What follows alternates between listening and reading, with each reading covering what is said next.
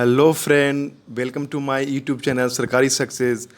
आज मैं फिर एक नया ट्रिक के साथ लेकर आया हूँ। बहुत ही इम्पोर्टेंट है हर एक एग्ज़ाम के लिए, स्पेशल मॉडर्न हिस्ट्री के लिए। वो है ब्रिटिश टाइम में भारत की प्रमुख कमीशंस यानी जो आयोग जो बने हैं उसके बारे में जो ट्रिक है और थोड़ी सी इन्फॉर्मेशन है। इसे आप याद रखिए और लास्ट तक देखिए। बहुत 100% बेनिफिट रहेगा for every exams, special for SSC, PPCS, EPFO जो अपकमिंग है उन सब के लिए। तो चलते हैं, what is the matter, what is the subject.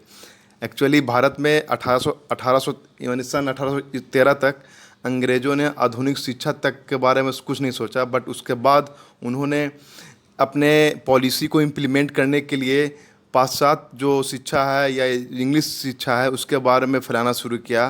फैलाने का उन्होंने संकल्प लिया। इसके लिए उन्होंने बहुत सारे कमीशन भेजे इंडिया में ताकि वो इस चीज़ को फैलाए और उसमें इम्प्लीमेंट करे और अपने जो पॉलिसी डिप्लॉय करने में आसान पड़े।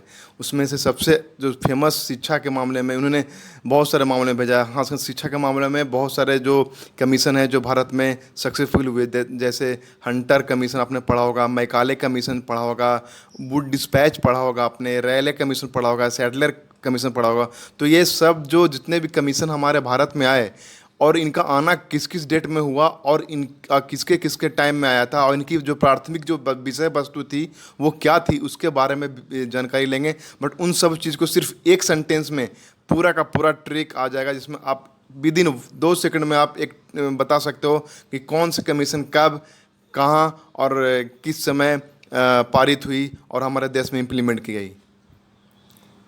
Yes, let's go. This is the super trick which I made for you, and it will be benefit for all type of exam just like SSC, EPFO. That is अभी मैं बताया कि Macaulay, Wood Hunter commission, Raleigh commission, Sadler commission, इन सबों का एक ही trick है। वो है एक सेंटेंस का, आप उसे याद रखिए। वो है कि मैं देसी वुड हटा के रियल सैंडल बढ़ाऊंगा। वुड मतलब क्या होता है? लकड़ी। और सैंडल मतलब क्या होता है? चंदन।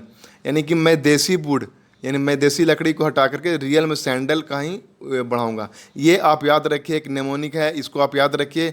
और इस सेंटेंस में पूरा का पूरा आयोग आया हुआ है और आराम से आप ये याद करके रखिएगा और हमेशा एग्जाम में आपको याद रहेगा। दैट इज मैं देसी वुड हटा के रियल सैंडल बढ़ाऊंगा। इसमें है मैं का मतलब क्या हुआ? मैं से मैकाले कमीशन, देसी वुड से वुड डिस्पैच, ये बहुत अच्छा कमीशन था और इसको मैग्ना मार्टा बोला जाता है एजुकेशन आयोग में।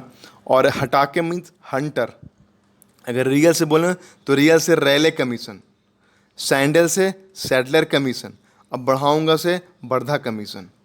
इसका मतलब अगर आप एक लाइन याद रखिए कि मैं देसी वुड हटा के रियल सैंडल बढ़ाऊंगा, तो मैं फॉर मैकाले, देसी वुड मतलब वुड डिस्पैच, हटा के मतलब हंटर कमीशन, रियल मतलब रियल रेले कमीशन, सैंडलर मतलब सैंडलर कमीशन और बढ़ाऊंगा मतलब वर्धा कमीशन।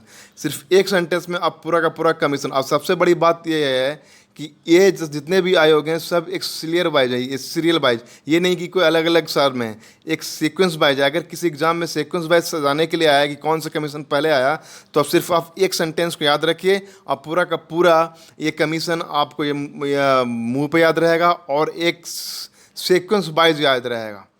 जैसे इसके बारे में थोड़ा विशेष जानकारी ले लेते हैं। जैसे मैं अभी आपको ट्रिक में बताया था मैकाले, और उसमें सबसे पहले था जो कमीशन था वो मैकाले था। मैकाले कमीशन 1833 में आया था और इसमें वेस्टर्न साइंस ऑल और लिटरेचर एजुकेशन जो अंग्रेजी में होना चाहिए उसके बारे में दिया गया था। वुड डिस्पैच आया था 1854 में। देखिए इसके बाद उसको इसी को Magna carta of Indian education बोला जाता है। ये बहुत ज़्यादा इंपॉर्टेंट है, अक्सर एसएससी एग्जाम में चाहे पीसीएस एग्जाम में पूछे जाते हैं। हंटर कमीशन ये 1882 में आया था, प्राथमिक शिक्षा पर जोर दिया था। रेले कमीशन आया था वो 1902 में आया था, ये यूनिवर्सिटी एजुकेशन पर जोर दिया था। सैडलर कमीशन जो है वो 1917 में आया था और इसने उस समय कलकत्ता यूनिवर्सिटी हुआ करती थी जो भारत की सबसे बड़ी यूनिवर्सिटी मानी जाती थी और बहुत ही प्रख्यात थी। तो उसमें कुछ प्रॉब्लम आ गई थी एजुकेशन के मामले में, सेटलमेंट नहीं हुआ, तो सेटलमेंट करने के लिए आई थी। और एक वर्धा कमीशन आई थी जो 1937 में हुआ था। ये गांधीवाद विचारधारा वाली ये कमीशन थी। इसमें 7 से 14 साल तक के बच्चों को फ्री एजुकेशन का इम्प्लीमेंटेशन के पर जोर दिया गया था और वो भी उनके अपनी मातृभाषा में। तो ये दो चार 6 कमीशन है जो शिक्षा से रिलेटेड है, ये आपको सिर्फ एक ट्रिक में आपको याद हो गया, और साथ ही साथ सीक्वेंस वाइज तो ये आपके लिए बहुत ही ज़्यादा ही बेनिफिशियल होगा। आप इस हर एक एग्ज़ाम में आराम से, चाहे वो सीक्वेंस वाइज करने का हो, चाहे वो ये पता करने की कब आया और मिलान करने का हो, उसमें आराम से कर पाएंगे। तो these are the main concept of today session. So please, that's it.